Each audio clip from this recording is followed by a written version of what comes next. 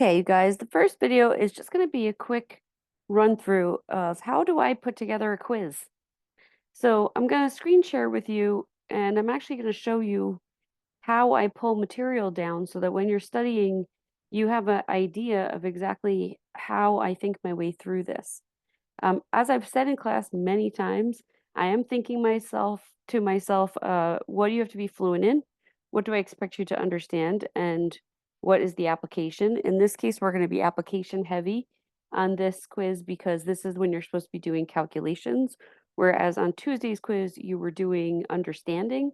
And so you had all concept stuff. So that's understanding, maybe a little bit of fluency if you needed to recall a formula in order to help you to remember the definition. So this is definitely going to be application heavy. So what do I do first? I do what you should do. I go to the drive. So I go first to the drive. Oh, you know what? I should go through it the way you guys get to it so that it looks like you're doing it.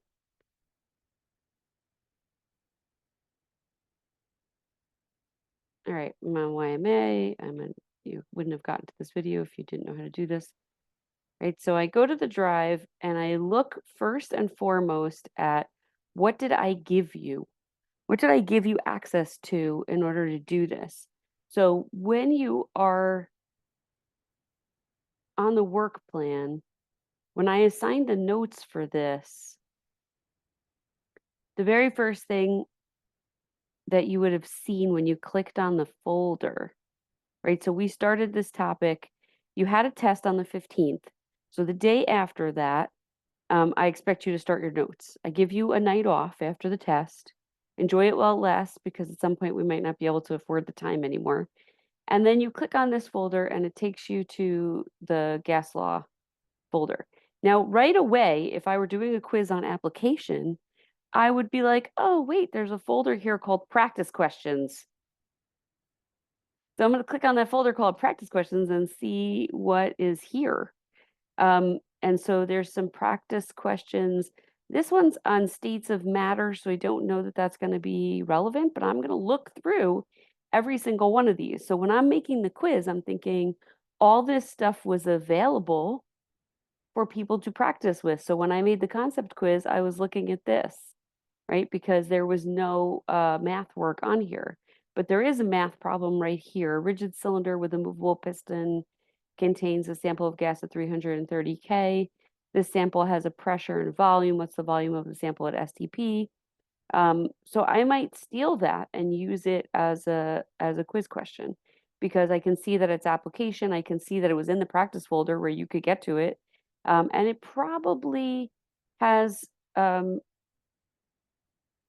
appeared at some point on board work also. All right, so that was the first one I see in my first thing that I provided for you that there's a math question there. Look at the any other practice I provided. Okay, this is multiple choice. There's some graphs here, but that was in the concept quiz.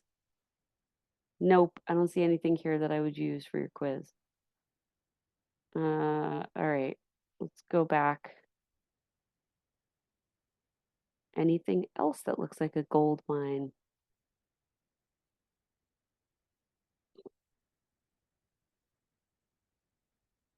Aha.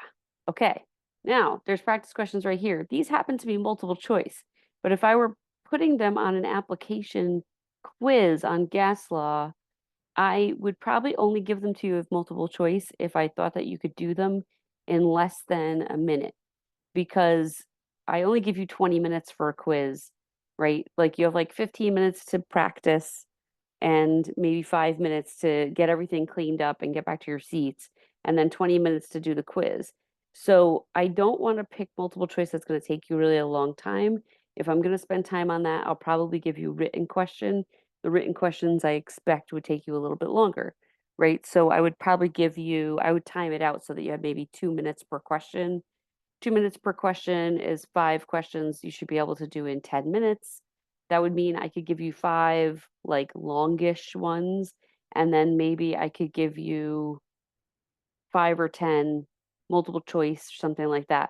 So I'm probably not going to choose a question like this where you actually have to do the math as a multiple choice question. That would only be worth 1 point.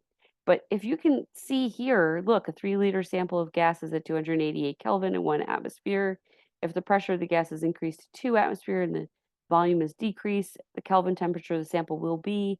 That to me is a perfectly valid quiz question, and you had access to it already. Okay, now the only problem I'm seeing with this is you didn't have the answers. So when you practiced, I would think that was an unreasonable thing to quiz you on if you didn't have the answers. So I did see that there was some PDF docs here. Uh, Reach practice gas law. This one has answers, which means that you could have practiced and actually looked at the answers. So this one to me would be a better place to pull from. So I'm betting that some of these have questions in common. See this one, a rigid cylinder with a movable piston? This was in the very first practice sheet. That's where I stole it from. So one thing you have on your side here, the advantage you have is there's only so many years worth of regions I'm going to go steal questions off of. That's because I can't go back too far because they do rewrite the questions every year. So it's going to be a little bit of an issue if I pull back from too far away because the questions may not look like that. And I want to give you questions that mirror what you're going to see on a Regents in June, this coming June. All right, so great. Now I've got some practice questions I could pull from. Where else would I go looking? Well, I'm going to go look at the slideshows that have the math stuff in it and decide whether or not it's reasonable for me to ask that question. So the math relationships in gas laws slideshow.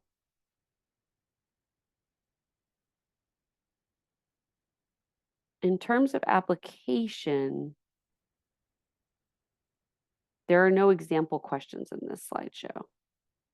But let's see, in slideshow number 4, there is a whole strategy here on how to do how to read your way through a question, understand it, and plan it out.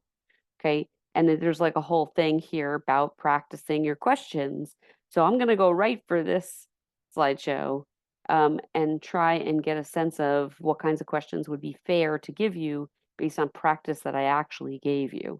So a question like this.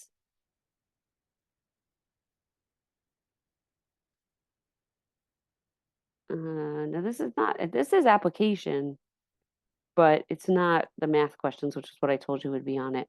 So don't forget here, look, I even have you doing what I made you do in class. I have you setting up all your variables during the slideshow. Oh, I remember that. Okay, then I literally sit here and I click through the slideshow and I check to see what did I do? What did I give you? What kinds of things did I tell you had to be watching out for? Um, and I told you that there's 4 types of questions. So if there's 4 types of questions, you're going to get quizzed on all 4 types. The first type was concept questions, and I already gave you a whole quiz on that. So that means the other 3 are the ones that are showing up on the next quiz. So there's nothing that you're going to get blindsided by here. I am very strict about making sure that I don't give you assessments, that is quizzes and tests, that don't match up with what I'm actually giving you. So if it doesn't look familiar to you when you sit down, that means that you're not up to date on your work. Okay. So I've got here problems that have only Charles law, problems that have only Boyle's law. Now, technically, I should have really put Gay-Lussac's law in here too. It just doesn't come up very often. And since you can use combined gas law to do any of the problems, I don't consider it to be necessarily important for us to do 2 and 3 as separate. What we want to practice instead is reading the questions carefully so that we always make sure that we pull out variables that are being held constant. We don't use them. That will automatically change the combined gas law so that it does what we want it to do. And that also I'm sure which variable I'm solving for. And then the last thing that we're going to have to worry about is the algebra. So that's how I put a quiz together, you guys. There's no secrets. Before I give a problem, I do go through and I see what kinds of practice problems I exposed you to so that I could figure out what's fair and what's not fair. So like if I go on, the next thing I'm going to do, oh, actually, there's one more thing before we change videos, before I end this, and that is the last thing that I do is I go to the New York State Regents and I look at the most recent Regents exams. So here's how I do that. Now, whether or not you have time to do all of this is right. So I click on what Google gives me, right away, or whatever Safari gives me, or whatever you're using to web browse. You come down here, you go to chemistry. Okay. This is every Regents exam given since 2012. Now, I don't usually go back this far. I have been known to go back as far as 2014 because I have a weird, uncanny ability to remember what was on those exams. And sometimes there's a particular question I'm remembering that I think is a good question to see if you really know something, and I may go digging around looking for it. But usually, I'll tell you, I honestly stay within the last 5 years. And I will tell you honestly that the area around COVID, right, between 2019 and 2020, where regions were getting canceled and the exams, um, they're basically because they knew that the kids had been out of school and because they weren't taking Regents exams and exams had been canceled.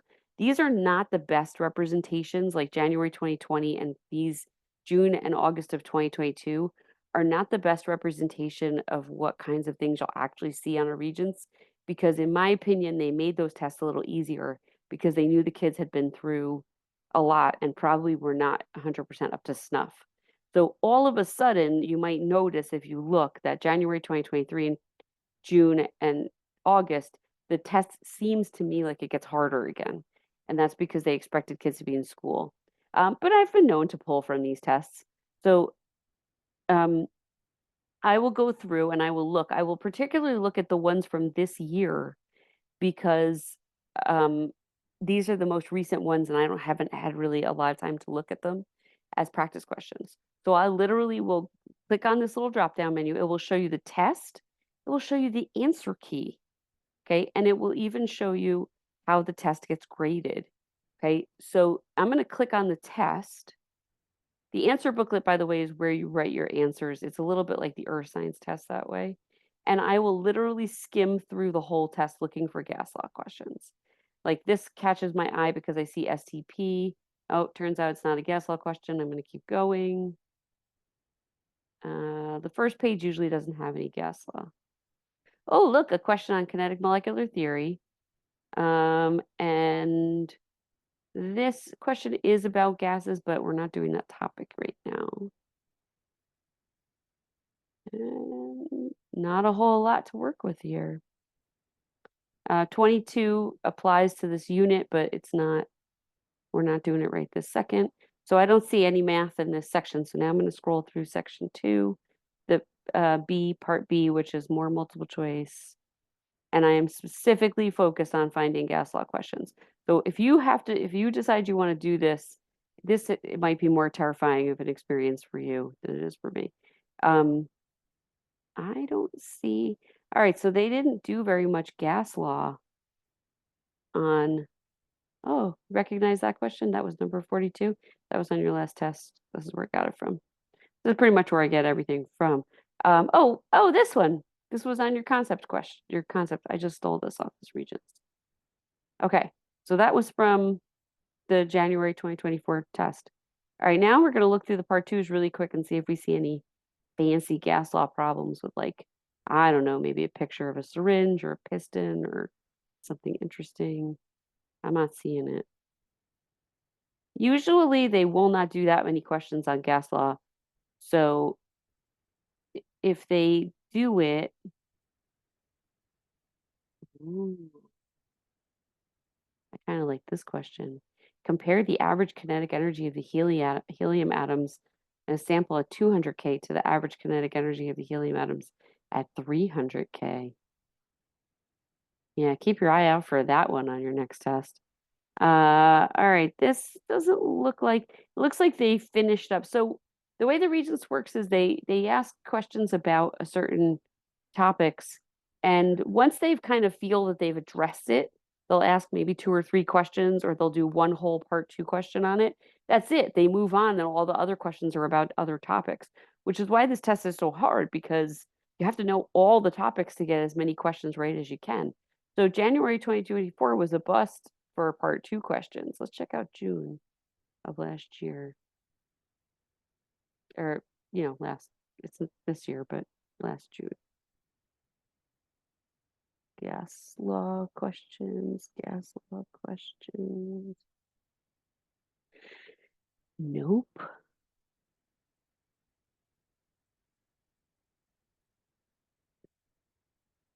And this is what my life is really like, you guys. Not that exciting. Oh, recognize question number 40. I put that on your heat test.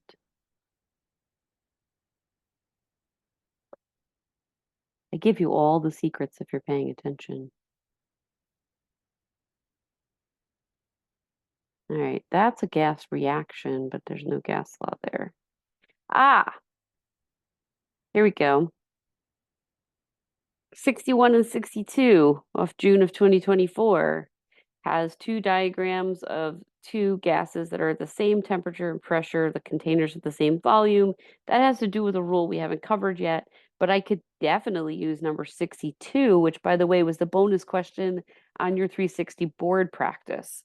So the last thing I would go to, so I'm probably going to use that question because I definitely gave it to you, because it just made me remember that when I made your 360 board practice, I already did this. I went through all the almost recent regions and looked for questions. All right, so the last place I'm going to go, I go up to the work plan. I go to full Google Drive, right? I go to full Google Drive and I go in Q1 and I go to this magical folder called the 360 board questions. And I would pull the 360 board question sheet that you guys did in class. And if you look, oh, maybe if you look, it won't be there. Was I supposed to post an answer key for that and I didn't? Ruh-roh.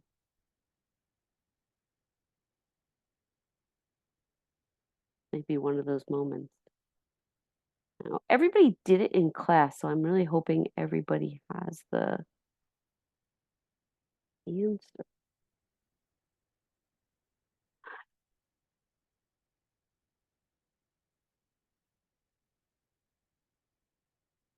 No, I didn't post it. So you had 360 board practice on Monday, and I didn't post the answer keys from when we did that board practice together. So guess what these videos are going to be? They're going to be me going over that board practice, because that is honestly where I go first. That is truly where I go first for questions, because I know I gave you those questions. I know we practiced them together in class.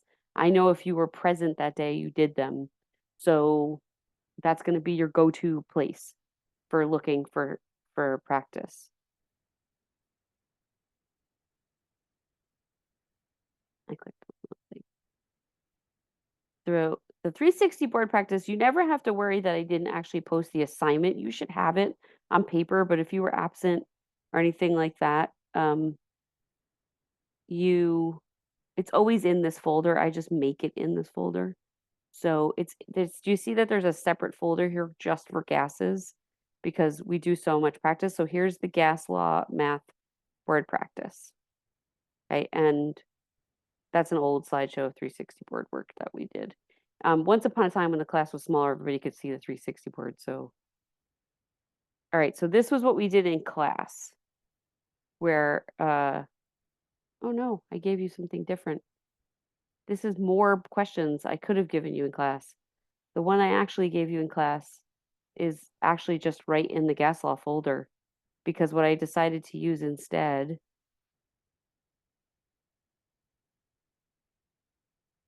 was this,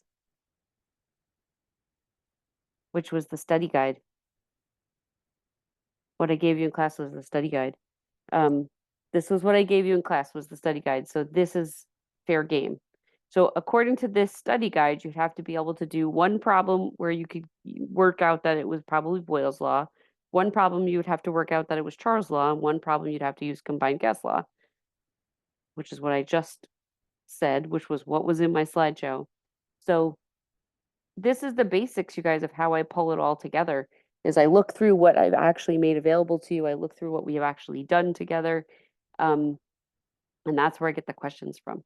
All right, so then let's move on. What I will do is I will make you a video of us doing these questions together. And that will be your review. All right, cool. I'm going to do one video per question so that they're really short. So if you already did the other questions and you know them and you want me to do just the bonus questions, you only have to watch those videos and hopefully it won't take you more than 15 minutes. And now I'm going to stop talking because I already made this video too long. All right, bye.